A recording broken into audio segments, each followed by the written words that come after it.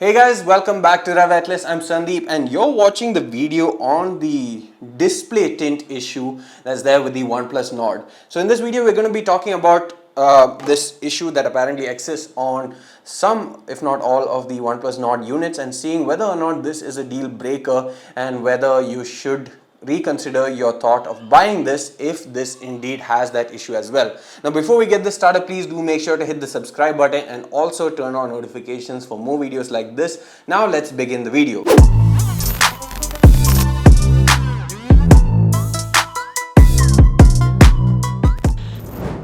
So I'd like to start off by saying that I did some testing on this and I did find that there was a bit of tinting. Now, before we move on to what specifics are there on this device and this particular tinting, I would like to make it clear that this display tint issue is not something that is isolated to just the OnePlus Nord. It's actually visible on many other AMOLED devices, particularly with high refresh rate. Take the Oppo Find X2 Pro, Vivo X50 Pro, ROG Phone 2 and ROG Phone 3, and of course the varying factor is that how much of a tint is there or what color of the tint is there. In some you may see a green tint, some you may see a red tint, some you may see a yellow tint, some you may see a pink tint. So this thing keeps changing, and the fact of the matter is it's not isolated to just the Nord. Now why is it gathering so much attention on the Nord? The reason could possibly be the fact that OnePlus had hyped the device so much, and maybe rightly so, but at the end of it, when someone hears so much good stuff about a device and something small comes along which may or may not be a deal breaker, they still would like to highlight it and they would like to sort of break that sort of hype. That's sort of what the internet does these days. So in my testing, I have found that my OnePlus Nord, this specific unit that I have here, and this is a review unit from OnePlus, but this is a retail unit, this also exhibits a tint. Now I have taken a photo with this in night mode using my Pixel and my iPhone, and in both cases you can see how the tint is visible at the bottom half of the display. There is a visible pinkish hue, but remember that this is actually exaggerated because of the way that it is stacking the frames, and that's why the color is so pronounced. I have also taken a video where you can see that the effect is not all that visible. Of course, when you actually look at it so closely, then you can see it, but again, it's not something that you would notice unless you were otherwise told so, or you were actually trying to find such an issue. Now, I was able to replicate this issue by going into Chrome, opening the incognito tab, and then moving the brightness slider, and it only happens at the very minimum brightness level.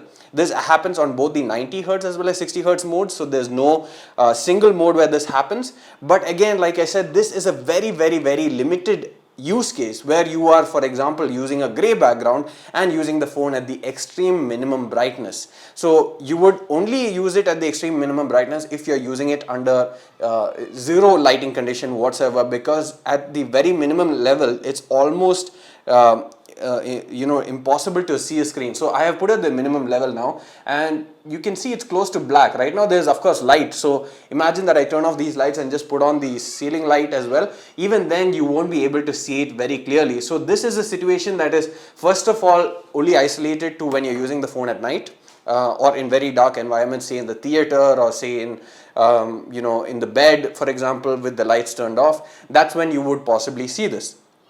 And even if you are actually sitting in bed and using it with the lights fully off, it's not actually advisable to do so, because you're straining your eyes at the end of the day, and by default you should actually be putting some other ambient light as well, or you should actually use it a bit more brighter if you want to make let the situation go away. But then again, like I said, it only happens on the gray background.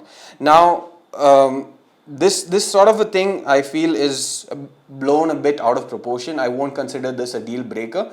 For example, if I had bought a monitor for creative purposes, say I am someone who edits videos or photos and stuff like that for a living, then buying a color calibrated monitor, and then in that if I had a tinting issue or if I faced inaccurate colors, that would be considered to be a deal breaker, because that device is specifically meant to do that. This is in no way a tool which is meant for creators alone. This is a smartphone, and of course people do use it creatively, people do use it for photography, videography, etc. They're bound to do that, but again, with the limited number of people who use it just for that, and with the limited use case scenario where you can find such tinting issues, I would say this is not a deal breaker, nor is it a big deal.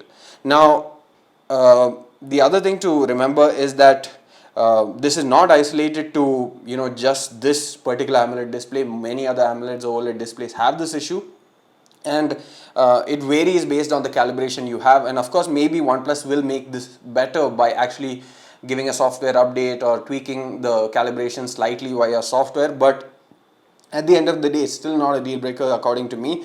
But it's also important to note how AMOLED displays compared to IPS displays are generally considered to be less accurate in terms of color because of issues such as this. So while they give better contrast and the other things, the inherent characteristics of the type of technology used make these sort of things very, how do you say, it's very present on almost every display. But because of the kind of calibration that is being done, in some cases it's less visible, in some cases the tuning makes it more visible. So a lot of things depend on the software side of things as well, apart from just the hardware itself. Now, if you're going into full details about how exactly this works, then that's for an entirely different video. But in this video, we are going to be talking about the Nord itself, and that's why I mentioned that I feel it's not a deal breaker. Now, what may be a deal breaker is some other things which we are still reviewing, and there might be other things on the Nord that you may not like. For example, the macro camera, I don't like that all that much, and that might be a deal breaker to some, or the ultra wide angle camera might be a deal breaker. But this particular tinting issue isn't a deal breaker in my honest opinion. So hope you guys understood that. Thanks for watching this video. Please don't forget to hit the subscribe button. See you again in the next one.